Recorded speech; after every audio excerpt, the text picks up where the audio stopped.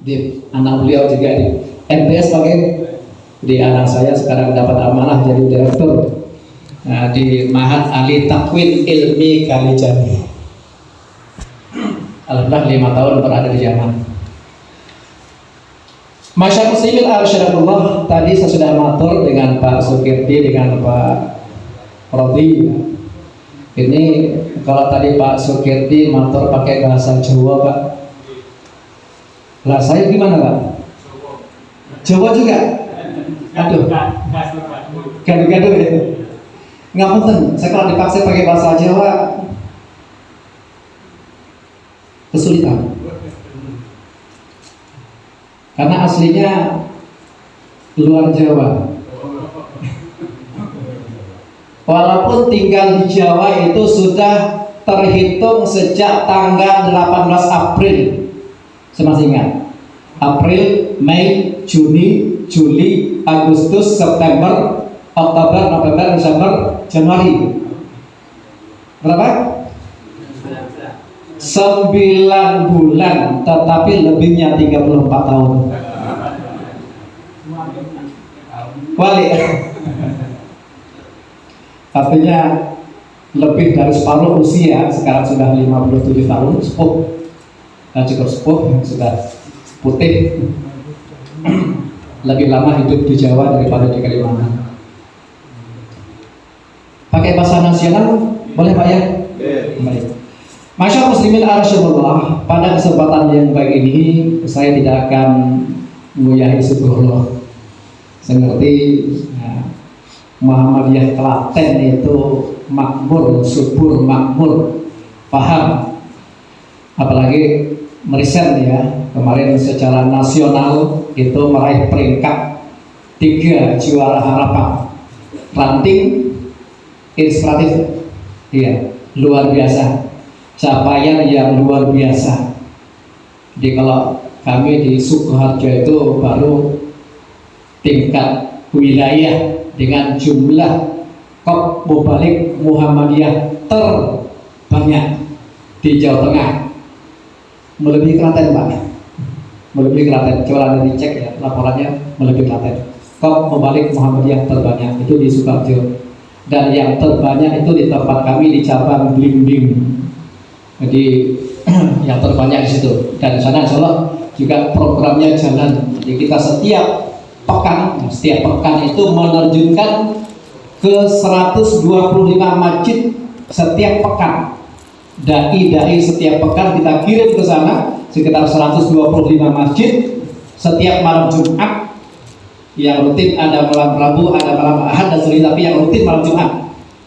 Jadi kita terjunkan waktunya yang kebanyakan maghrib sampai isya. Nah, setelah itu semua kembali ke Islamic Center untuk mendapatkan pembekalan secara rutin. Dan alhamdulillah sudah berjalan bagus sampai sekarang.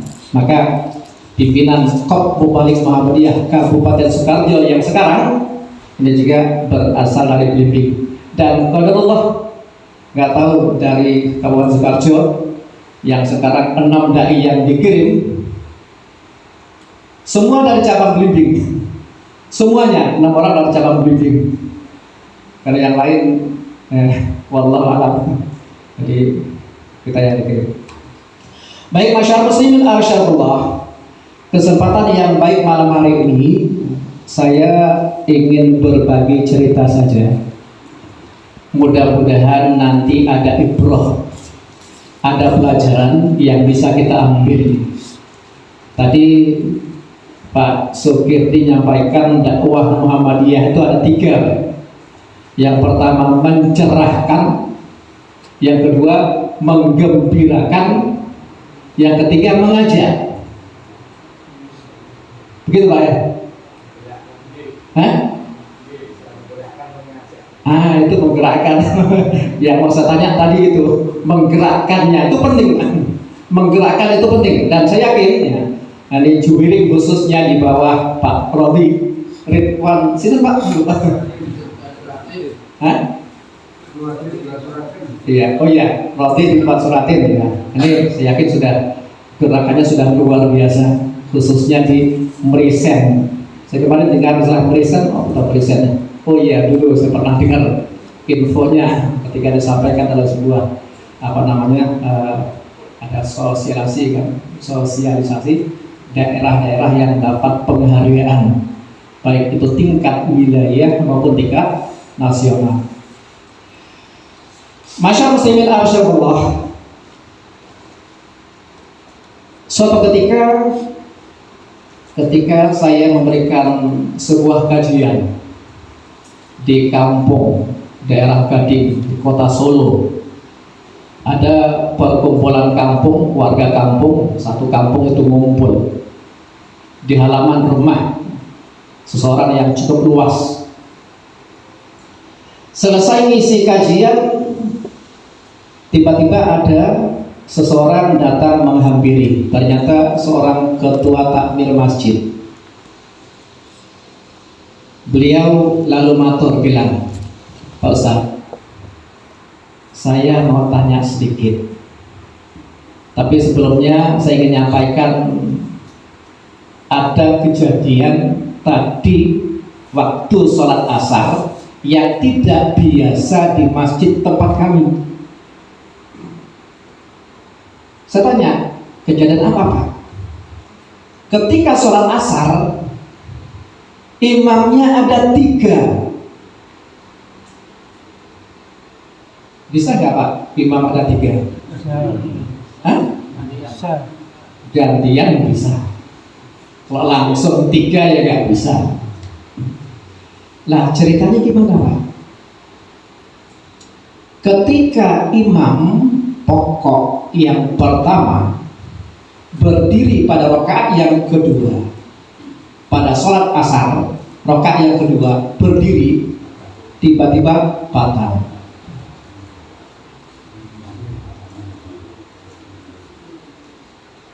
Kalau batal berarti mundur.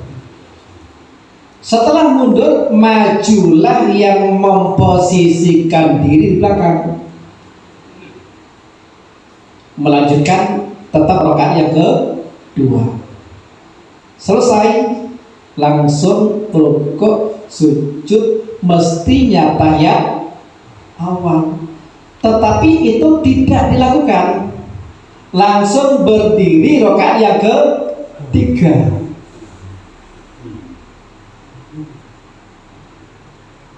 Makmum jamaah ya, karena sudah ngerti ilmunya, ngasih kode Pak, memperingatkan subhanallah. Tetapi imam pengganti tadi nggak respon, tetap berulang kali mengucapkan subhanallah, tetap saja berdiri rakaat yang ketiga. Nah, yang membuat ketua takmir tadi penasaran, seolah ada yang mengamandul, ya, yang ngabani, seolah-olah ada yang ngabani. Makmum tidak ada satupun yang ikut.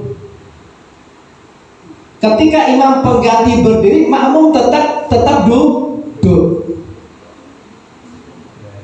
Sampai imam pengganti tadi menyelesaikan rakaat ketiga, lanjut yang keempat, kemudian tahiyat akhir, salam. Setelah salam, maju lagi yang di belakang, posisi tahiyat awal, kemudian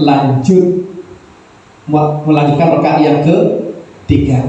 Imam yang kedua tadi sudah selesai, tapi makmumnya belum, lanjut rakaat yang ketiga, kemudian keempat, salam. Setelah itu ditanyakan, kalau seperti itu hukumnya gimana Pak Ustaz? Nah, ini saya minta bantuan kepada ibu-ibu dulu. Kira-kira sholatnya sah atau tidak Bu? Yang saya tanya ibu Pak, sah atau tidak Bu? Sah. Sah. Baik, sekarang saya kurang jelas ini. Saya ulang lagi, sah atau tidak Bu? Sah. Ibu-ibu menjawab sah. Kompak, sepertinya kompak. Sekarang bapak-bapak, kira-kira sah atau tidak, Pak? Tidak. Sah. Baik, sekarang kalau saya tanya alasannya. Tidak sah.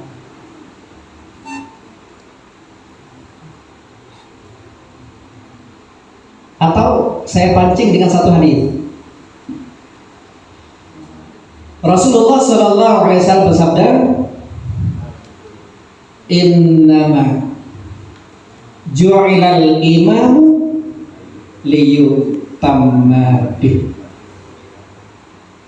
Sesungguhnya dijadikan imam itu untuk diikuti.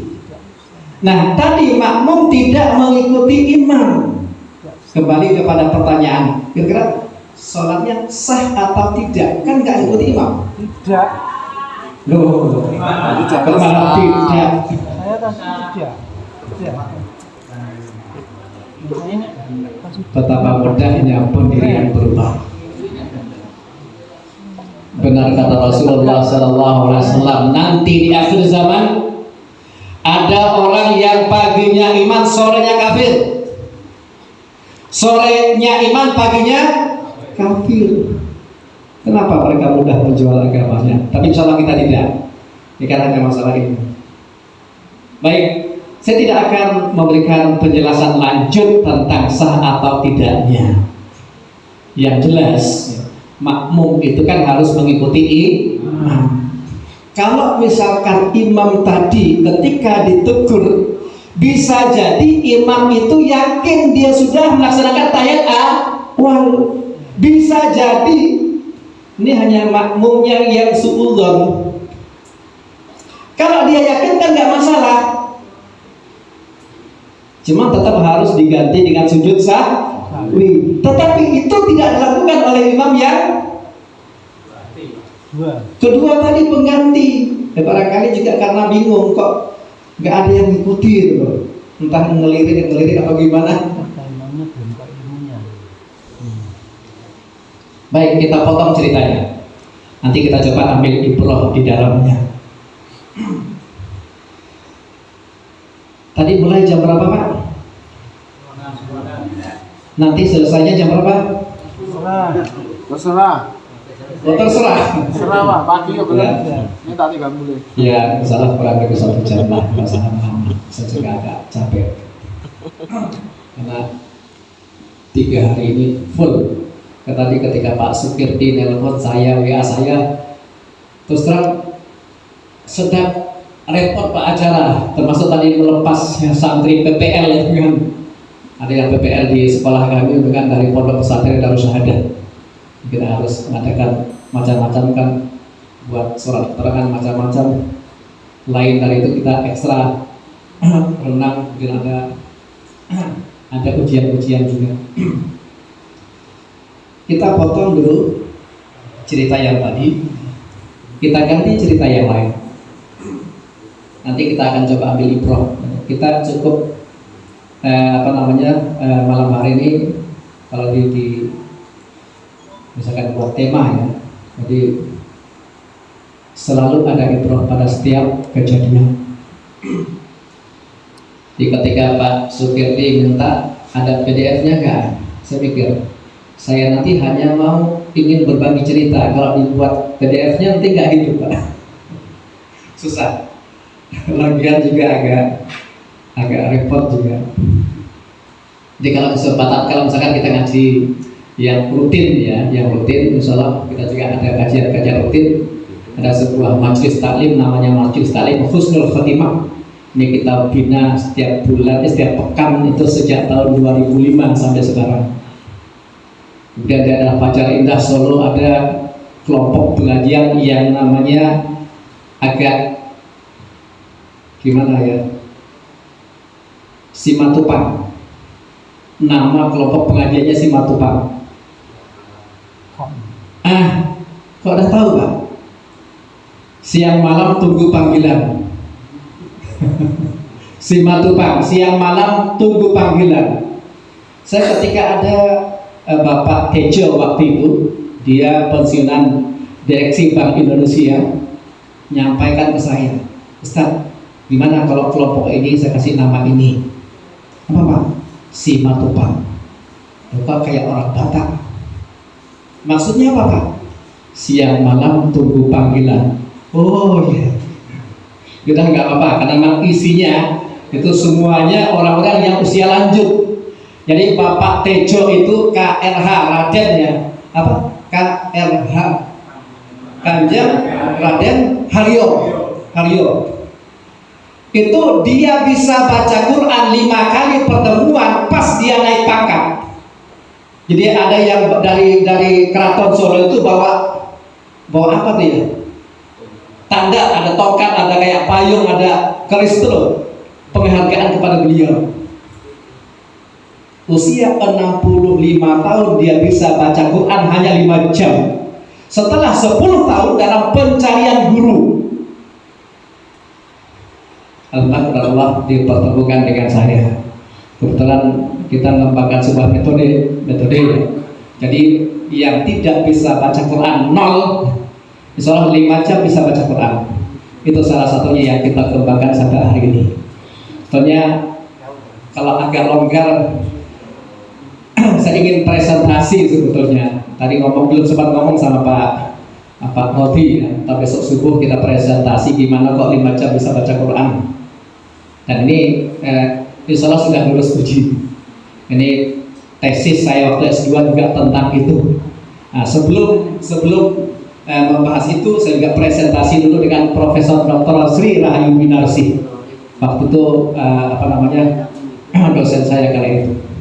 Nah, ketika dia menyampaikan saya presentasi, dan itu aja diangkat. Ini kita angkat. Baik. Cerita yang kedua, kok malah belum masuk ya. Cerita yang kedua. Ada sebuah daerah di pedalaman Kalimantan Barat, tepatnya di Kabupaten Landak, yang muslimnya minoritas. Dalam satu kabupaten tahun 2012 itu muslimnya hanya 7%. Apa yang menarik? Di sana ada sebuah dusun. Dusun itu kecil atau besar, Pak? Kecil. Punya satu masjid kecil. Karena muslim minoritas. Tetapi yang menarik, satu masjid kecil di dusun tersebut namanya Dusun Tanjung Bunga. Bagus nama dusunnya, Tanjung Bunga. Satu masjid kecil itu dikelilingi oleh 36 gereja.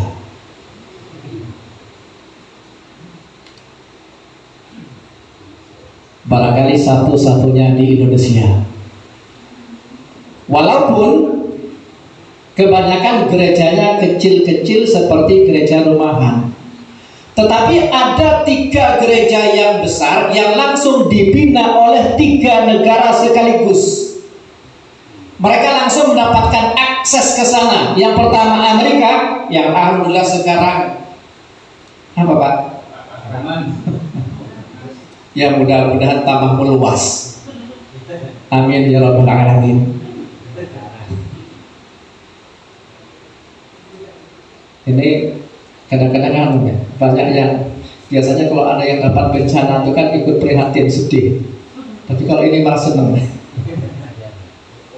Iya, syukur. Ada 3 gereja besar yang langsung dibina oleh 3 negara. Yang pertama Amerika, yang kedua Kanada, yang ketiga Australia.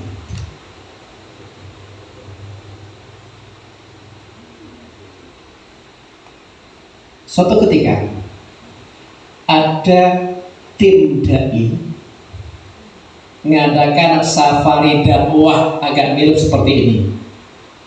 Cuman kalau safari dakwah Solo Raya ini kan ada 60 titik.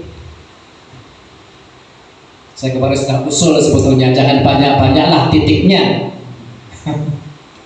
dikit saja, tapi mentes. Tapi ya ketua koordinatornya tim dari Solo Raya kebetulan juga teman kuliah saya, Bapak Sukidi, tetap nekat. Jadi 60 titik. Jadi tiap kabupaten itu kan ngirim, tiap PDN ngirim 6. Kalau Solo Raya ada berapa? 7 ya? 7 kali 6 berarti 42. 42 itu padahal tiap dai itu kan dapat jatah 2 titik. Ada sebagian yang 1.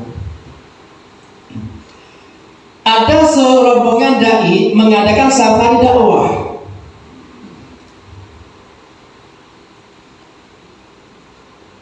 Yang itu rutin dilakukan.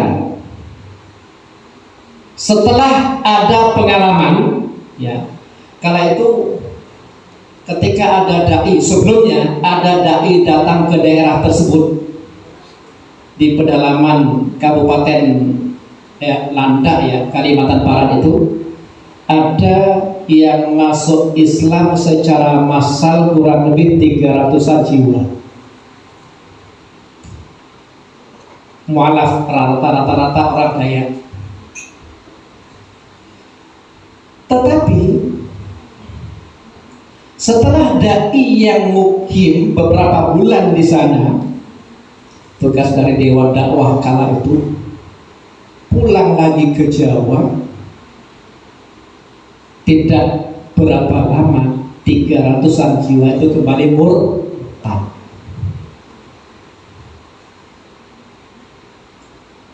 Itu yang membuat beberapa tokoh di sana, termasuk salah satunya Muhammadiyah wilayah Kalimantan Barat,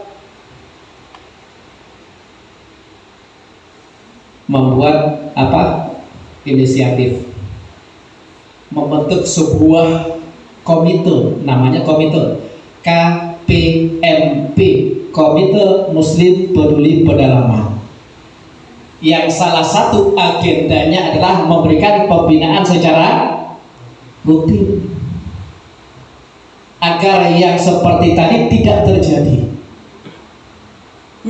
Kembali kepada cerita tadi, ketika ada serombongan dai safari dakwah ke daerah tersebut, salah satu yang dituju adalah dusun Tanjung Bunga. Seperti biasa sebelumnya ada pemberitahuan.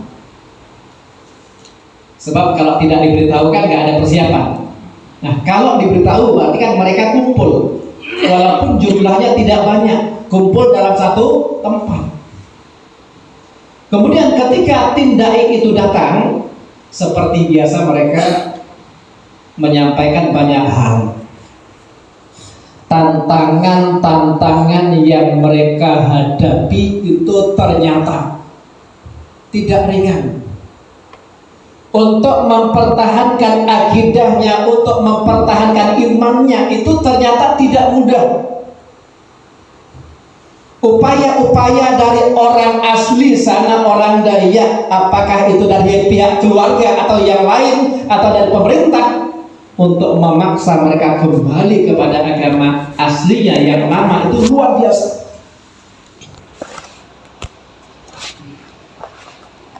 Salah satu tantangan yang mereka hadapi itu yang paling membuat kita miris juga adalah bidang pendidikan. Apa? Ketika mereka menyampaikan keluhan, Pak Ustadz, kami di sini sudah ilmu agamanya minim, yang ngasih pencerahan itu juga seperti ustadz-ustadz yang datang itu kadang hanya sebulan sekali, artinya kan minim sekali. Dai-dai yang ditugaskan di sana juga yang mau kan tidak banyak,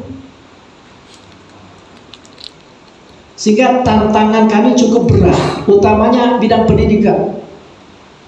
Di tempat kami ini, dalam satu kabupaten tingkat SD saja, guru agamanya hanya ada 6.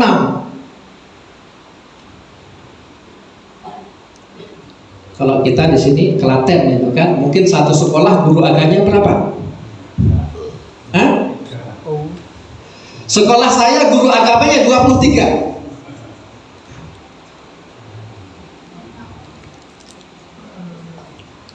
Sana satu kabupaten itu 6. Sehingga banyak sekolah yang memang muslimnya minoritas tidak disuplai guru agama di situ. Padahal raport itu kan ada nilai agama. Misalkan nilai agamanya kosong, apa yang terjadi? Raport anak kita kalau nilai agamanya kosong, apa yang terjadi? Enggak naik kelas.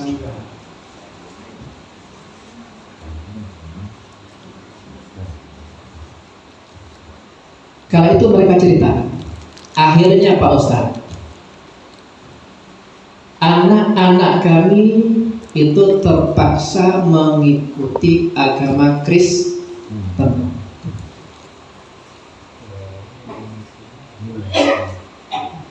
Tetapi ternyata walaupun pelajaran agama yang diikuti itu berbeda dengan keyakinannya, tetapi nilainya tetap bagus. Bahkan ada yang dapat nilai sempurna. Kali itu kan masih hitungan 1 sampai 10. 2012. Tetapi Pak Ustaz, walaupun nilai anak kami sempurna, yang tertulis di raport itu hanya setengahnya. Itu kalau nilainya 10 berarti 5. Kalau 5 angka merah atau angka kuning atau angka merah. Kalau agama merah berarti agama. Akhirnya para orang tua yang muslim itu datang ke sekolah, klarifikasi, ketemu dengan wali kelas nyuruh ketemu dengan kepala sekolah. Ketika ditemui kepala sekolahnya itu dengan enteng menjawab, Bapak, Ibu, agama itu kan ada teori, ada praktek. Betul? Ada teori, ada praktek. Anak bapak ibu itu hanya bisa teori, ikut teori, tapi prakteknya tidak.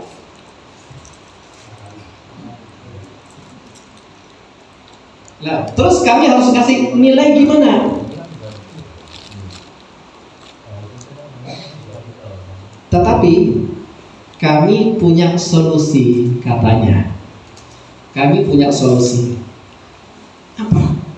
Udahlah, anak bapak ibu, setiap hari Minggu kita pakai bahasa mereka ya. Kalau kita pakai ahad nih, ini kan nirukan omongan si kepala sekolah tadi. Setiap hari Minggu anak bapak ibu suruh datang ke gereja membawa parang. Ngertos parang, Bu? Parang ngerti? Oh, Parang itu kan ya untuk membersihkan rumput. Kalau kita di sini kan bisa pakai arit atau sabit tuh ya. Tapi sabit kalau di sana kan lebih kepada khusus cari rumput. Kalau sana parang itu modelnya kayak pedang tapi agak bengkok, lebih mudah untuk membersihkan rumput. Nah, anak bapak ibu nanti datang ke gereja cukup membersihkan rumput-rumput yang ada di sekitar gereja, nilainya bisa nambah. Kalau ingin nambah lagi, setelah membersihkan rumput di gereja, silakan masuk ke dalam. Udahlah, nggak usah bawa kitab Injilnya, nggak usah ikut nyanyi, cukup duduk manis dengarkan. nilainya 7. Akhirnya terpaksa itu yang dilakukan. Ini tantangan iman saudara-saudara muslim kita yang ada di sana. Alhamdulillah saya diberi kesempatan 1 bulan untuk dakwah di sana selama Ramadan penuh, 1 bulan penuh. Pengalamannya cukup banyak. Setiap hari ketemu dengan tikus-tikus yang besarnya seperti kambing. Tapi namanya beda di sana, BABI. Hah? B2. Luar biasa. Bahkan saya kadang-kadang ngeri. Di masjid itu berseliweran. Ya karena kan muslim kan tetap bertetangga dengan non muslim, karena mereka juga ada yang satu keluarga. Kalau satu keluarga kan berarti tempatnya misalkan ini kakaknya, sini adiknya, adik yang punya muslim, kakaknya enggak, otomatis kan bertetangga. Itu cerita yang kedua. Masyaallah muslimin arsyadakallah. Jadi ternyata ketika Allah Subhanahu wa ta'ala menganugerahkan iman kepada kita, iman itu pasti akan diuji. Itu pasti, walaupun jenisnya, bentuknya, modelnya satu dengan yang lain itu tidak sama. Kita di sini walaupun lingkungannya semua Islami, ada nggak yang Kristen, Pak? Ada yang Katolik? Atau yang non Muslim lingkungan ini? Ada? Ada?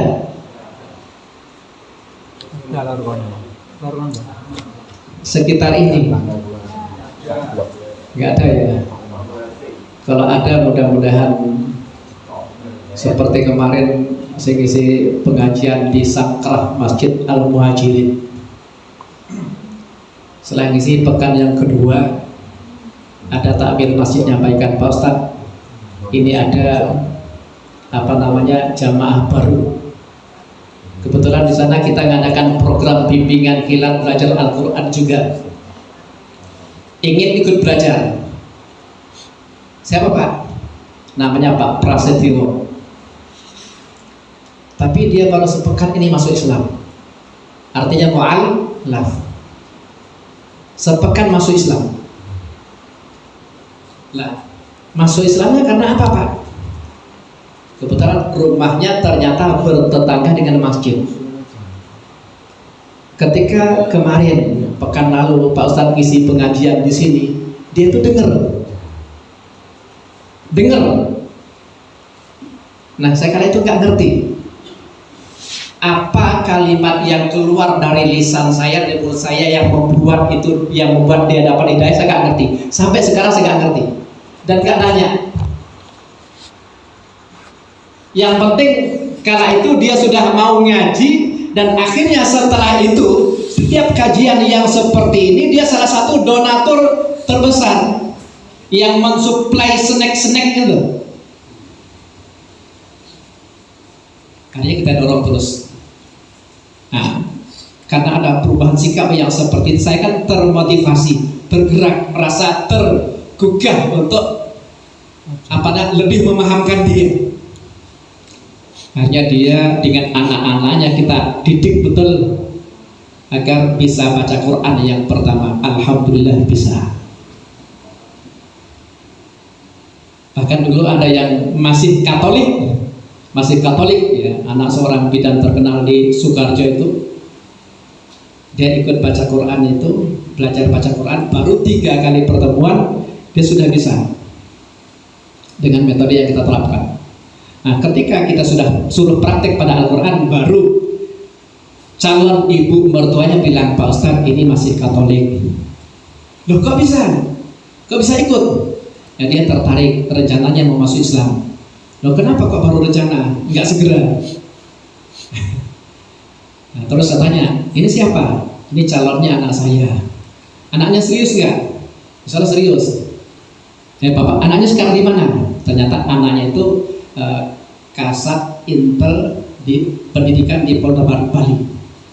Nah kalau bisa Bu, tolong suruh pulang, tumpuk lamar. 3 hari kemudian disuruh pulang, melamar. Iya, sepekan kemudian menyatakan masuk Islam. Kita proses. Kembali kepada tadi. Ternyata setiap iman yang Allah anugerahkan kepada kita itu pasti akan diuji.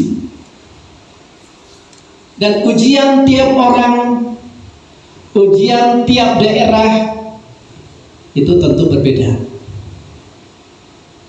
Kalau yang saya sebutkan tadi kan jelas ilmu mereka sangat minim. Sudah ilmu minim, ilmu pas-pasan, yang datang ke sana untuk memberikan pencerahan juga banyak yang ogah-ogahan. Bersama saya dulu ada seorang dai, ketika lihat babi saja udah ya, langsung kayak jijik, tuh ngeri. Padahal tugas kita di sana dakwah. Tantangannya lebih besar. Nah sekarang coba kita misalkan kita bawa ke sini ke apa Pak? Mrisen. Hah? Mrisen ya? M-R-I-S-E-N Mrisen. Kira-kira tantangannya apa Pak? Tantangan imannya apa? Jangan sampai malah nanti kita terbuai, terlena. Hah? Wahan.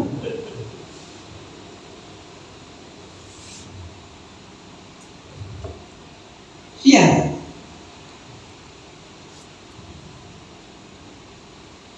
Ini kan ya satu hal yang harus kita syukuri. Yang pertama, kita berada di lingkungan Muslim yang sudah kondusif. Azan 5 waktu berkumandang, sholat 5 waktu jalan, pengajian, udah ini tidak perlu diragukan, sudah dapat juara. Tapi dengan juara itu jangan sampai membuat kita terbuai. Justru kita lebih harus mawas diri, introspeksi bagaimana untuk mempertahankan hal itu. Kalau tadi Pak Roti bilang dari Pak Mufti Pak, dan saya Pak Pacal, ini kan kurangnya masalah apa? Mungkin ya tadi penghasilan yang bisa untuk nyokong kegiatan. Kalau di Pekalongan luar biasa Pak ya. Pekalongan kan sudah luar biasa.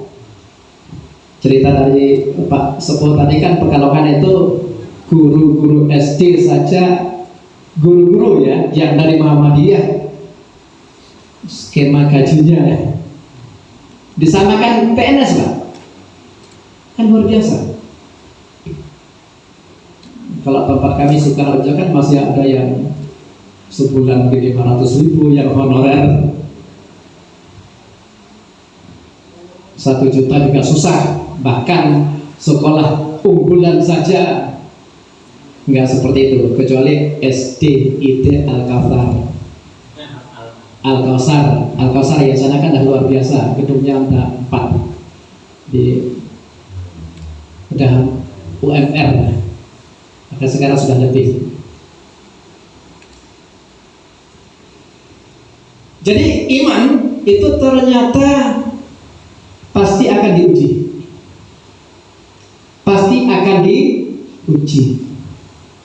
Nah, salah satu cara agar kita bisa lulus atau lolos dari ujian, kita harus punya ilmunya.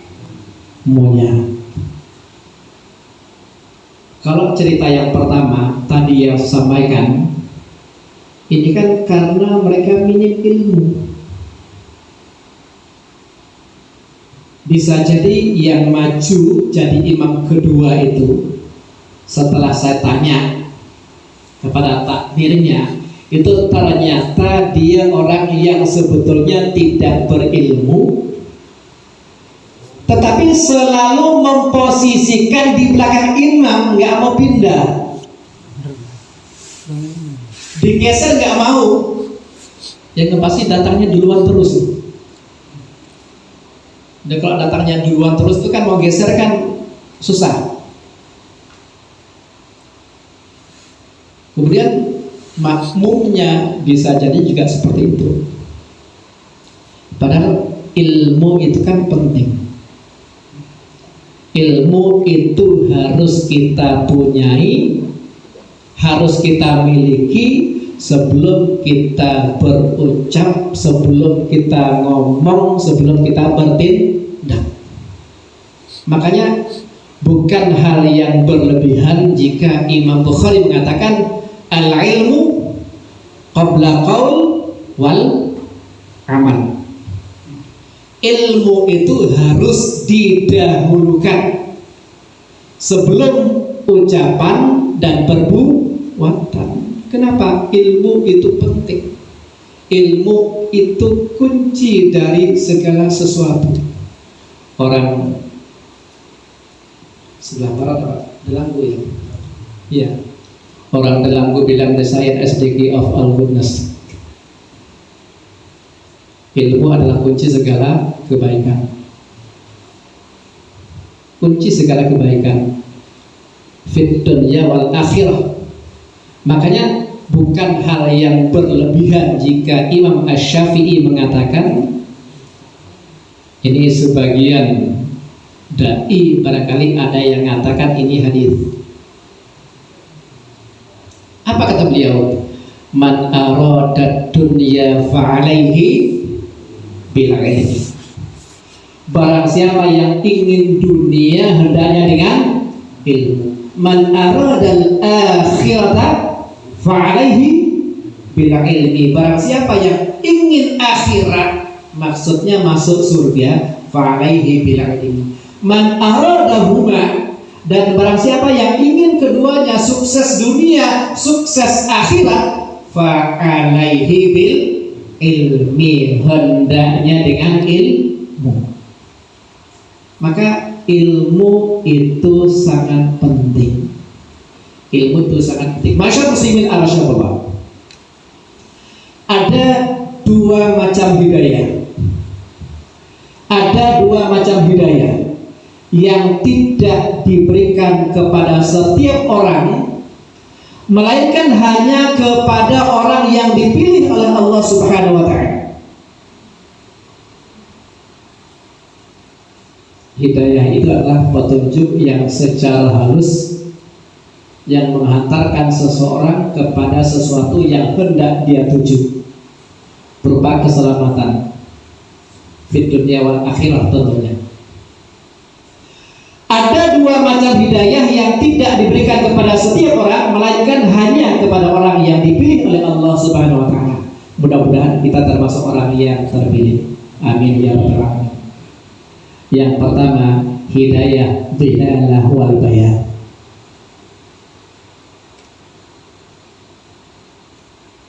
Ilmu syar'i yang terangkum dalam risalah yang dibawa oleh Rasulullah Sallallahu Alaihi Wasallam.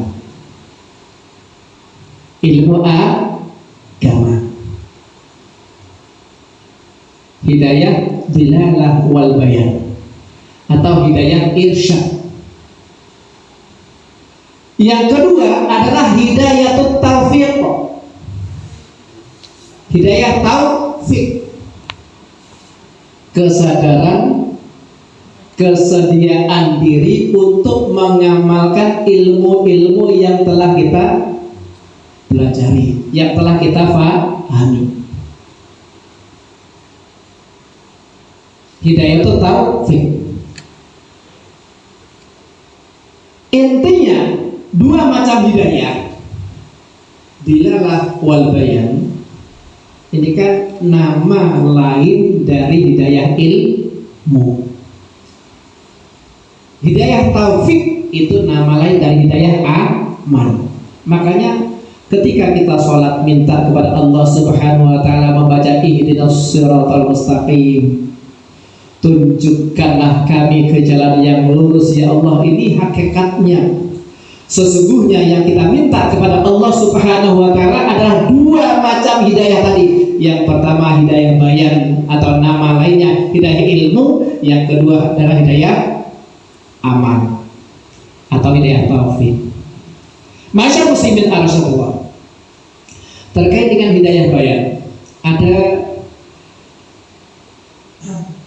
pernyataan yang cukup menarik. Ada gambaran atau permisalan yang cukup menarik yang digambarkan oleh Syekh Abdul Majid Az-Zindani.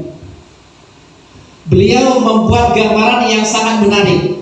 Hidayah bayan itu ibarat seseorang tanya sebuah alamat. Ibarat seseorang tanya sebuah alamat. Misalkan saya tadi dari Bekonang, Sukoharjo, tanya gedung IPHI Juwiring ya. Salahnya tadi tanya pada Google sehingga dibelasuk-belasuk ke. Mestinya 1 jam dari Sukoharjo sampai itu 1 jam 40 menit. Masuk kampung termasuk mana tempat tadi Pak? Gondang Rejo. Yang jalan di dandan itu loh, nggak bisa lewat, hanya muter lagi, nggak tahu sebelah mana. Saya sampai sini bingung. Yang penting sekarang sampai sini. Syekh Abdul Majid Az-Zindani memberikan gambaran hidayah bayan itu ibarat seseorang tanya alamat, ya. Kemudian kepada yang bertanya tadi dijelaskan. Jadi kalau Juwiring nanti agak susah ya. Kemana Pak? Yang dekat sana. Delanggu ya. Kalau Delanggu juga saya nggak bisa jelaskan. Kalau dari sini kemana? Kemudian ketika yang tanya tadi diberi penjelasan rutenya, yang tanya tadi bisa memahami, ngerti gitu. Dan apabila ketika dijelaskan alamat yang dia tanyakan dan dijelaskan kepadanya dan dia bisa memahami dan dia mau mengikuti arahan itu sampai tempat tujuan, itu hidayah bayan. Jadi bisa memahami.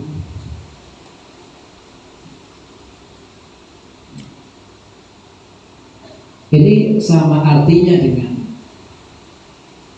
ketika Allah Subhanahu wa taala mengutus Rasulullah sallallahu alaihi wasallam untuk menyampaikan risalah Islam kepada umat manusia termasuk kita oleh Allah Subhanahu wa taala diberikan kemampuan untuk memahami Islam sebagaimana yang Rasulullah sallallahu alaihi wasallam ajarkan, sebagaimana yang dimaui oleh Allah Subhanahu wa taala, kita bisa paham. Berarti kita telah mendapatkan hidayah bayan. Ngerti seperti apa yang diajarkan oleh Rasulullah, ngerti sebagai apa yang dimaui oleh Allah Subhanahu wa taala. Itu hidayah bayan.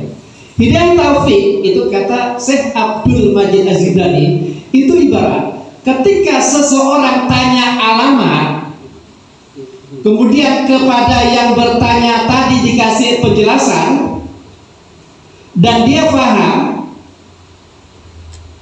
tapi ternyata tidak berhenti di situ. Yang ditanya tadi malah bilang, gini saja, biar nanti tambah mudah dan tidak bingung, yuk tak antar sampai sana. Termasuk kami tadi ada yang ngantar Pak, ada yang ngantar. Diantar sampai sana, itu namanya hidayah taufik.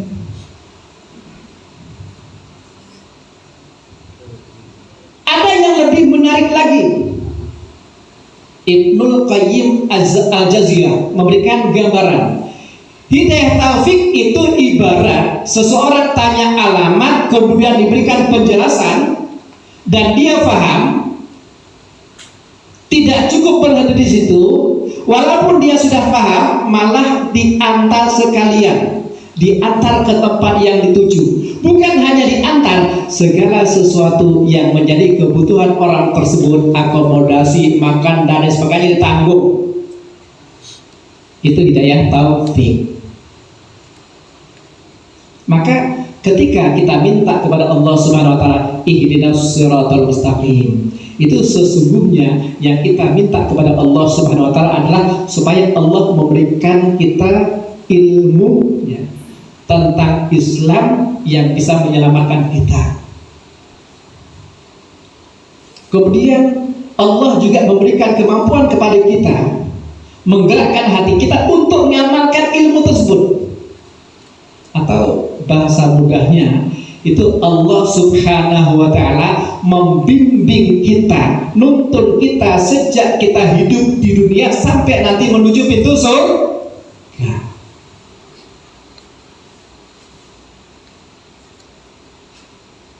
Kira-kira menarik atau tidak, Pak?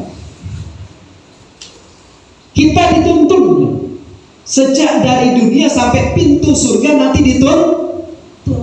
Itulah hidayah taufik. Kesempatan yang lain mudah-mudahan nanti kita akan bicara tahapan-tahapan hidayah, ada tahapan-tahapannya. Masyarakat muslimin arsalullah. Oleh karenanya mari, yang namanya hidayah itu kan sangat penting. Kalau kita ingin berjibaku, apa itu berjibaku? Kalau kerja itu kan membanting tulang, tenanan. Apa berjibaku itu? Pokoknya mati-matian ya.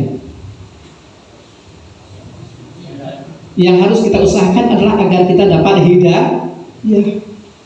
Kenapa? Karena hidayah itu sangat mahal, tidak diberikan kepada setiap orang. Ada yang kenal dengan Mahatma Gandhi? Setan? Seorang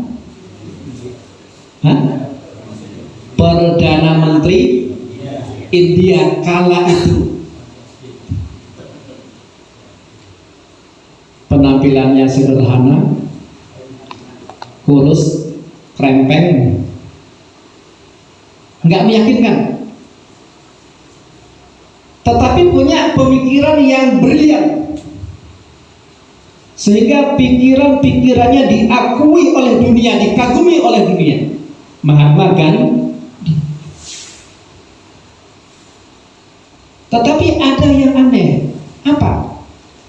Setiap dia melihat sapi ada yang lewat dan mengeluarkan kotoran, dia ambil itu kotoran sapi, dia leburkan ke tubuhnya. Perdana Menteri. Kenapa? Karena tidak dapat hidayah. Maka hidayah itu sangat mahal. Mau lihat, kalau kita lihat sekarang video-video ya terbaru itu kan banyak sekali orang-orang India itu kan kotoran sapi ditampung, kadang ada yang sampai didiamkan sampai 1 tahun, atau nanti setelah itu kan dikepel-kepel ya, dikepel-kepel untuk makanan. Bahkan kalau kita lihat polisi India itu kan ada yang kencingnya sapi itu diminum. Ini kan hubungannya dengan hidayah. Maka hidayah itu sangat mahal. Masyarakat muslimin arsalullah. Oleh karenanya mumpung ini insyaallah kita semua sudah mendapatkan hidayah dari Allah Subhanahu wa taala. Maka mari hidayah itu kita jaga. Hidayah itu kita rawat, hidayah itu kita pertahankan.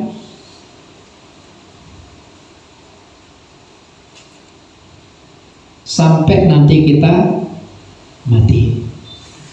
Insyaallah besok pagi kita sambung. Ini hadir di sana besok. Ya insyaallah kita sambung besok pagi. Walaupun nanti ceritanya sedikit agak berbeda. Ya banyak bedanya. Nanti kita coba Nah, insya Allah tetap nyambung dengan apa yang saya sampaikan pada malam hari ini. Walaupun yang malam hari ini tidak hadir, besok hadir, ya tetap nanti insya Allah ada poin yang akan didapatkan. Masyarakat muslimin Rasulullah, barangkali itu yang perlu kami sampaikan pada kesempatan malam hari ini. Ini kira-kira bisa dipahami nggak Pak? Bisa ya? Intinya yang pertama, ilmu itu penting, itu saja. Ilmu itu penting, maka jangan pernah malas dalam mencari ilmu. Dan ilmu, yang namanya ilmu itu hanya didapat dengan belajar. Ini perkataan Imam Bukhari, bukan ya? Rasulullah SAW menyampaikan, innamal ilmu bitta'allum. Hadisnya agak panjang, ringkasnya innamal ilmu bitta'allum. Ini rawahu Bukhari.